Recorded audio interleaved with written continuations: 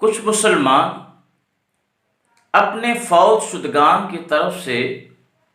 قربانی کا اہتمام کرتے ہیں۔ دین اسلام نے اپنے ماننے والوں کو زندگی کے جمیع معاملات کے متعلق ان کی رہنمائی کی ہے۔ ایک آدمی فوت ہو گیا ہے، اب مرنے کے بعد اس کو نیک اعمال کا اجر و ثواب ملتا ہے یا نہیں ملتا؟ دین حنیف نے اس کے متعلق بھی اپنے ماننے والوں کی رہنمائی کی ہے، ان کو بتلایا ہے۔ اب کچھ اعمال ایسی ہیں، انسان فوت ہو گیا، دنیا سے رخصت ہو گیا، چلا گیا ہے، لیکن وہ کچھ اعمال ایسے کر گیا ہے کہ اس کے مرنے کے بعد بھی، اس کی وفات کے بعد بھی ان کا اجر و ثواب اس کو ملتا ہے۔ مثال کے طور پر اس نے دنیا کے اندر کوئی ایسا صدقہ کیا تھا، صدقہ کرنے کے بعد وہ فوت ہو گیا، لیکن اس کے صدقے کا اجر و ثواب وفات کے بعد بھی اس انسان کو ملتا رہے گا۔ علما ينتفع به، عالم تھا، زندگی میں پڑھاتا رہا، اب دنیا سے رخصت ہو کے وہ چلا گیا ہے، لیکن اس کے تلامذہ، اس کے شاگرد، وہ جو جیسے جیسے قیامت کے دن تک بڑھتے رہیں گے، آگے پڑھاتے رہیں گے، تو ان کے علم کا اجر و ثواب اس ایک عالم دین، عالم ربانی کو ملتا رہے گا۔ آدمی ہے، اس کی اولاد ہے، نیک ہے، وہ فوت ہو چکا ہے، اولاد دعا کرے گی اور اس دعا کا اجر و ثواب اس فوت ہونے والے والدین کریمین کو ضرور ملے گا۔ ایسا آدمی پہرا دے رہا تھا، راہ جہاد میں پہرا دے رہا تھا، اور پہرا دیتے دیتے اس کا انتقال ہو گیا، وہ شہید ہو گیا، دنیا سے رخصت ہو گیا ہے، لیکن اب زندگی کے اندر وہ نمازیں پڑھتا تھا، صدقہ خیرات کرتا تھا، اس نے حج کیا تھا، عمرہ کیا تھا، روزہ رکھا تھا، یعنی جو بھی اس نے نیکیاں کی تھی نا، پہرے کی حالت میں اسلامی سرحد کا دفاع کرتے ہوئے جامِ شہادت نوش کرنے کی وجہ سے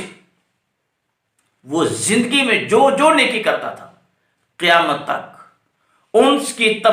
کی تمام صالحات، نیکیوں کا اجر و ثواب وہ جاری اور ساری رہے گا۔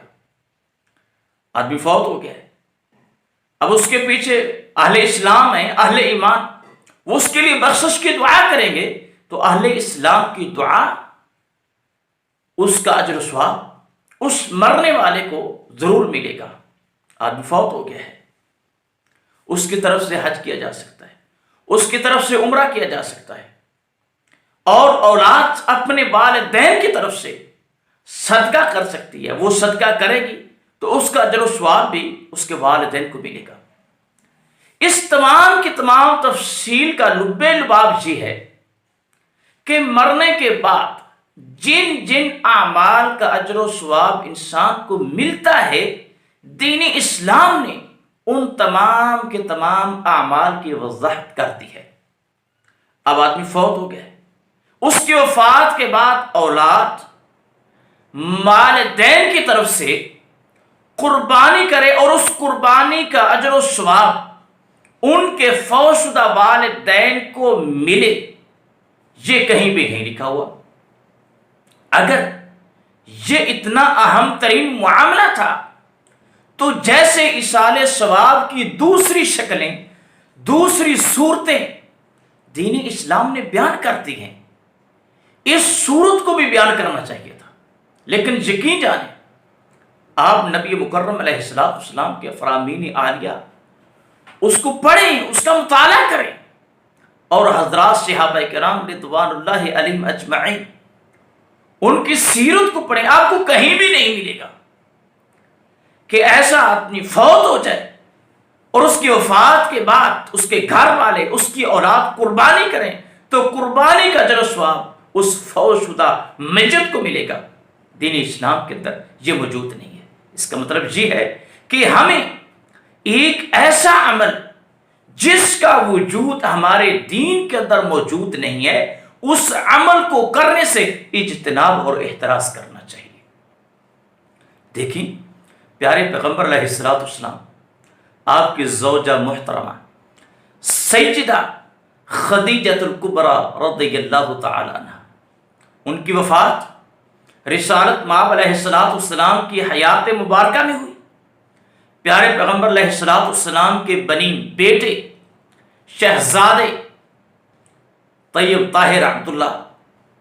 ان کی وفات پیارے پیغمبر علیہ الصلوۃ والسلام کی حیات مبارکہ میں ہوئی۔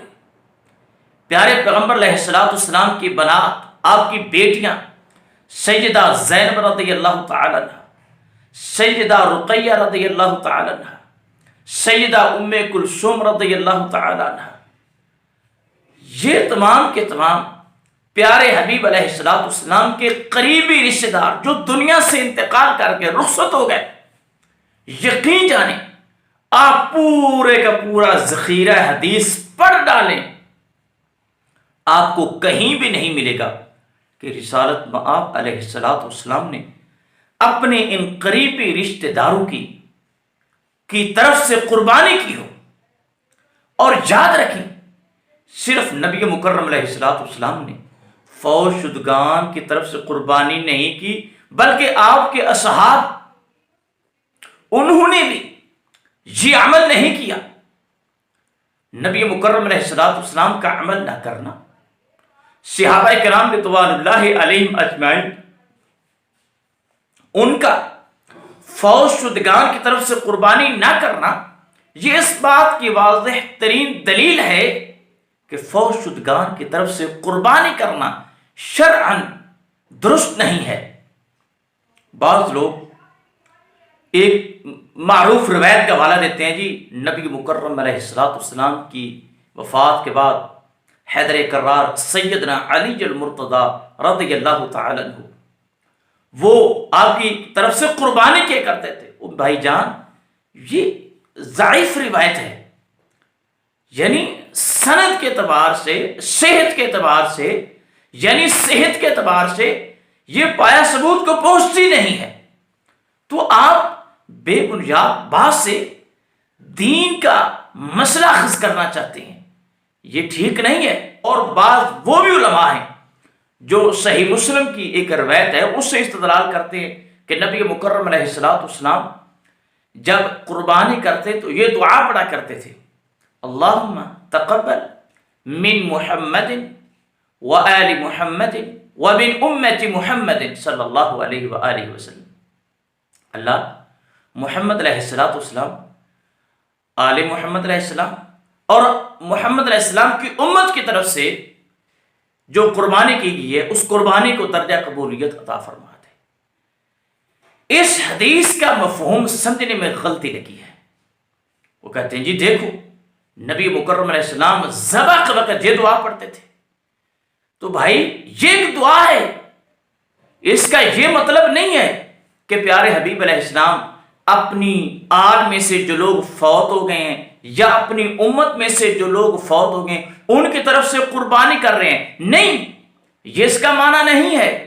یہ اس کا مفہوم نہیں ہے، بلکہ اس حدیث رسول کا معنی اور مفہوم یہ ہے کہ نبی مکرم علیہ السلام نے دعا کی ہے کہ اللہ میں قربانی کر رہا ہوں، اللہ میری قربانی کو قبول فرما لے۔ وَمِنْ آلِ محمد، اللہ میری آل میں سے کچھ لوگ ایسے ہیں جو تیرے راستے میں قربانی کر رہے ہیں، جانور ذبح کر رہے ہیں، اللہ میری آل کے لوگوں کی دی ہوئی قربانی کو بھی درجہ قبولیت عطا فرما دے۔ اللہ میری امت کے لوگوں میں سے بھی کچھ لوگ قربانی کر رہے ہیں، اللہ میری امت میں سے جو میرا امتی قربانی کر رہا ہے، اللہ میں دعا کرتا ہوں کہ تو میرے ہر امتی کی جو بھی قربانی کر رہا ہے اس کی قربانی کو قبول و منظور فرما لے۔ یہ ہے اس حدیث رسول کا معنی۔ لہٰذا اس حدیث سے